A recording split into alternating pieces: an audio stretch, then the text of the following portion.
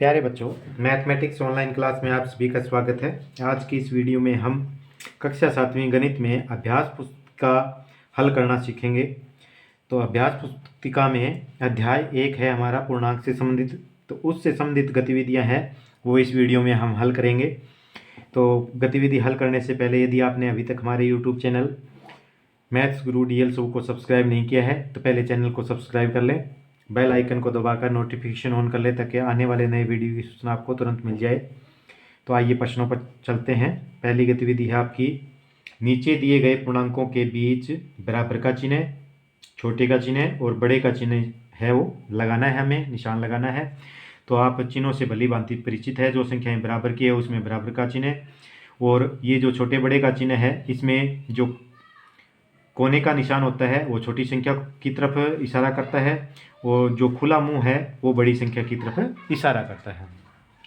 तो यहाँ पर है पूर्णांक। पूर्णांक सबसे पहले हम देखते हैं पूर्णांक क्या होते हैं, क्योंकि पूर्णांक से संबंधित चैप्टर है तो हमें पूर्णांक का पता होना चाहिए। पूर्णांक क्या होते हैं कि हम सबसे पहले प्राकृतिक संख्याएं यानी कि 1, 2, 3, 4 ऐसे क्या है संख्याओं को गिनने के लिए, जो प्रकृति में मौजूद संख्याएं उनको गिनने के लिए यहाँ से शुरुआत करते हैं 1 से और अनंत तक चलते हैं, यानी कि कितनी भी बड़ी संख्याएं हो सकती है। अगर उसमें हम कोई भी वो जो वस्तु है वो मौजूद नहीं है, यानी कि कोई संख्या मौजूद नहीं है, तो उसको किससे प्रकट करते हैं? 0 से।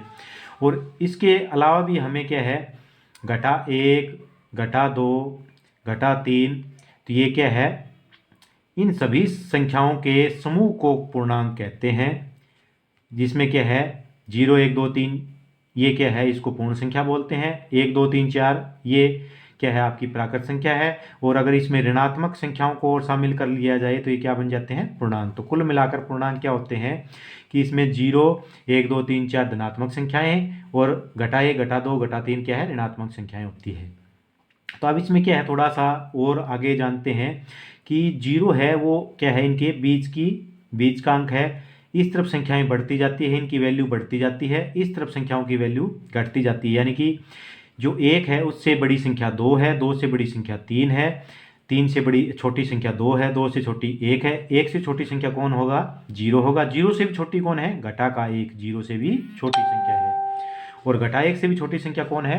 घटा का 2। और घटा 2 से भी छोटी संख्या घटा का 3। यानी कि जैसे जैसे ऋणात्मक संख्याओं के मान बढ़ते जाएंगे ऐसे ऐसे उनकी वैल्यू कम होती जाएगी। तो अब क्या है, घटा 7 और घटा 5। तो अभी हमने जाना कि घटा 7 है वो घटा 5 से छोटा है। तो छोटे की तरफ कौन सा निशान लगाते हैं? ये निशान लगाते हैं। छोटे की तरफ बंद का निशान और बड़े की तरफ खुला निशान, क्योंकि घटा का जो अंक अगर मान उसका क्या है, जितना अधिक होगा उतनी उसकी वैल्यू क्या है, कम होगी।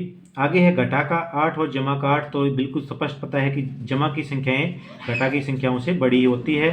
तो क्या है, इसमें जमा 8 है वो बड़ी संख्या है, घटा 8 है वो आपकी छोटी संख्या है। तो छोटे की तरफ कॉर्नर का निशान और बड़ी संख्या की तरफ खुले ये मुंह वाला निशान लगाएंगे। आगे है 40 भी जमा का, 56 भी जमा का। तो आप दोनों जमा की संख्या है तो इसमें देखेंगे कि बड़ी संख्या कौन सी है, तो 56 है वो बाद में आता है, तो ये बड़ी संख्या है। तो 56 की तरफ ऐसे खुला मुंह लगा के निशान लगाएंगे।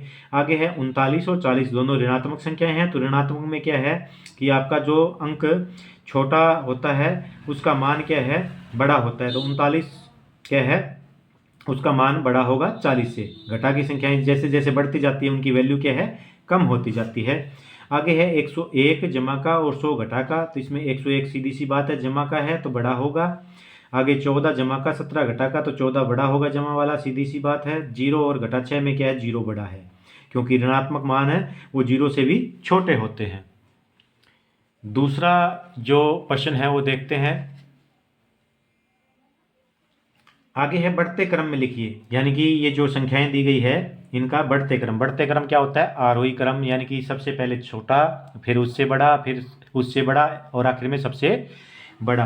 तो अब इसमें क्या है, 0 जमा 5 घटा 12 जमा 15। तो आपको पता है कि ऋणात्मक संख्या 0 से भी छोटी होती है। तो सबसे छोटा इसमें कौन हुआ? घटा का 12 सबसे छोटा हुआ। उसके बाद में क्या है, सबसे छोटा 0 हुआ।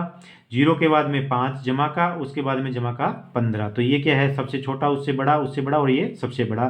तो ये क्या है, संख्याओं का बढ़ते क्रम है, जिसको आरोही क्रम भी बोलते हैं।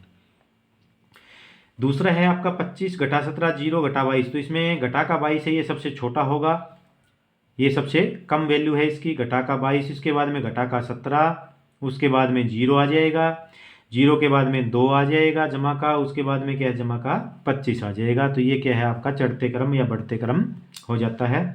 आगे है -9 -7। तो -9 है वो सबसे छोटा होगा, उसके बाद में -7 होगा, उसके बाद में जमा का 9 और उसके बाद में जमा का 11। ये हम लिख सकते हैं इस प्रकार बढ़ते क्रम में। आगे है संख्या रेखा पर दर्शाओ। तो इसमें क्या है, यहाँ पर f के ऊपर 0 है और i के ऊपर 3 है और d के ऊपर घटा 2 है। तो इससे हम समझ सकते हैं कि 0 के बाद में ये 1 होगा, ये 2 होगा, 3 4 5 ऐसे बढ़ेगा। इस तरफ ऋणात्मक संख्याएं बढ़ेगी, घटा 1 घटा 2 घटा 3 घटा 4 घटा 5। तो अब किन किन बिंदुओं को दर्शाना है नीचे देखते हैं।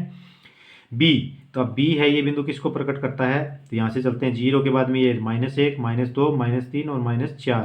तो ये किसको प्रकट करता है, -4 को प्रकट करता है b। उसके बाद में c, ये -3 को प्रकट करता है। h यहाँ पर है, तो 0 के बाद में यहाँ धनात्मक संख्याएं 1 और 2, ये 2 को प्रकट करता है। और k पे देखते हैं, ये 0 1 2 3 4 5, तो ये किसको प्रकट करता है, जमा 5 को प्रकट करता है। तो इस प्रकार हम इस संख्या रेखा पर इन दिए गए अक्षरों पर अंक लिख सकते हैं।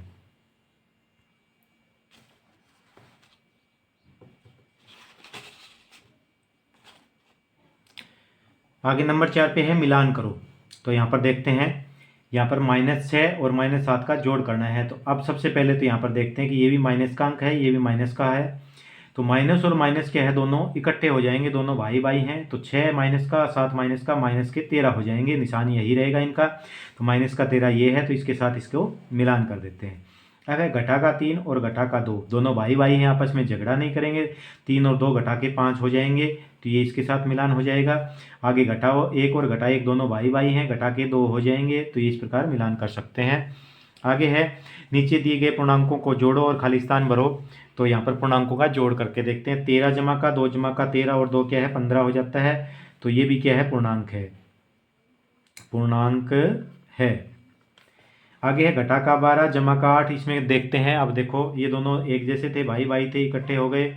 अब इनमें क्या है, दोनों में झगड़ा होगा, क्योंकि ये घटा 12 है, ये जमा का 8 है, झगड़ा होगा। तो कौन विजयी होगा, जो क्या है संख्या में बड़ा है। तो ये संख्या में घटा 12 बड़ा है, तो घटा में उत्तर आएगा कितना बड़ा है, 4 बड़ा है। तो घटा का 4 यहाँ पर आपका आंसर आ जाता है। ये भी क्या है, पूर्णांक है, यानी कि ये भी पूर्णांक है। क्योंकि पूर्णांक क्या होते हैं कि 0 1 2 3 4 जमा वाले और 1 2 3 4 घटा के अंक, ये सारे पूर्णांक होते हैं। आगे घटा का 6 घटा का 4, दोनों भाई भाई हैं, एक जैसी इनकी पड़ जाती है। तो 6 और 4 क्या है, घटा घटा के घटा का 10 हो गया। ये भी क्या है, पूर्णांक है, इसका भी लिख देंगे पूर्णांक है। आगे है जमा का 10 है और घटा का 6, इनका जोड़ करना है। अब देखो ये जमा का है, ये घटा का है, दोनों का झगड़ा होगा। झगड़ा होगा, कौन जीतेगा, जो संख्या में अंक में बड़ा है। ये बड़ा है, कितना बड़ा है, 4 बड़ा है, तो इसका जमा वाला बड़ा है, जमा में 4 उत्तर आएगा। और ये भी क्या है, आपका पूर्णांक है, पूर्णांक है। तो निष्कर्ष क्या निकालते हैं, निष्कर्ष ये निकलता है कि दो पूर्णांकों का अगर जोड़ करें या घटा करें तो पूर्णांक ही उत्तर आता है। तो निष्कर्ष क्या निकला कि दो पूर्णांकों का योग व घटा करने पर पूर्णांक ही प्राप्त होता है, पूर्णांक ही प्राप्त होता है। ये निष्कर्ष निकला है कि उत्तर भी क्या आता है, पूर्णांक आता है। आगे 6 नंबर पर देखते हैं,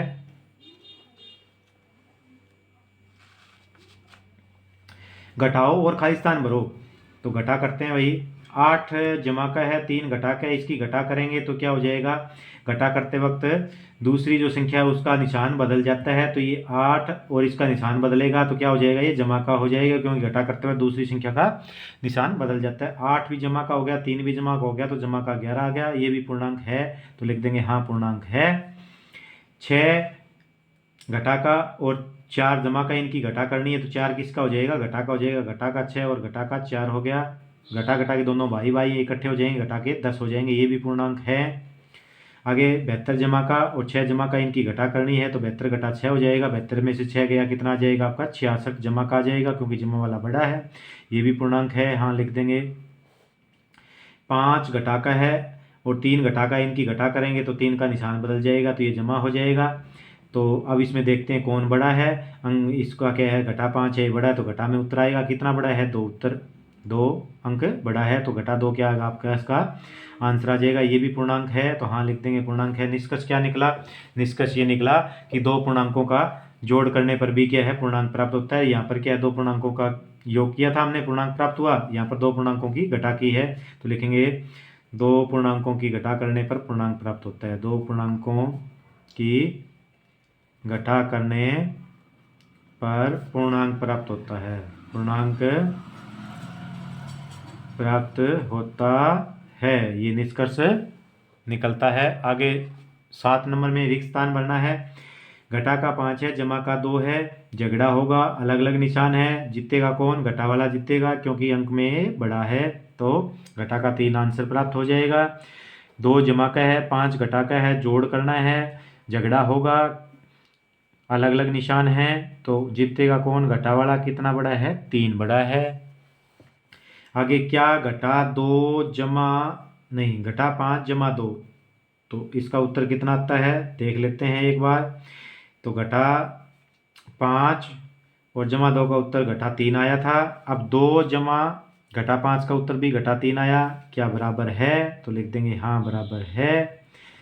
इससे क्या निष्कर्ष निकला, इससे निष्कर्ष निकला कि क्या है, दो पूर्णांकों का क्या है, क्रम बदलने पर भी क्या है, उनका उत्तर समान आता है। इसको क्रम विनिमय नियम कहते हैं।